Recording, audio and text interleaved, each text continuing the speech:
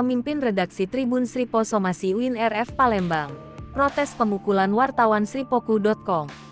Pemimpin redaksi Tribun Sripo resmi melayangkan somasi ke UIN Raden Fatah Palembang atas tindakan tak terpuji puluhan mahasiswanya yang menghalang-halangi kerja jurnalis. Somasi pemimpin redaksi Tribun Sripo dilayangkan melalui surat yang dikirimkan ke UIN RF Palembang, Rabu tanggal 5 Oktober tahun 2022 siang.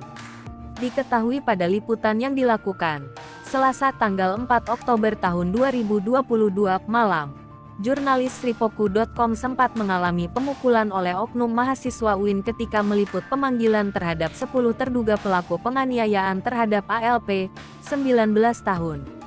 Saat dikonfirmasi, Rektor UIN RF, Prof. Dr. Nyayu Khadijah menilai, somasi tersebut tidak tepat dilayangkan ke universitas. Dikarenakan aksi tak terpuji itu dilakukan oleh mahasiswa, menurutnya somasi tidak tepat bila ditujukan ke UIN RF.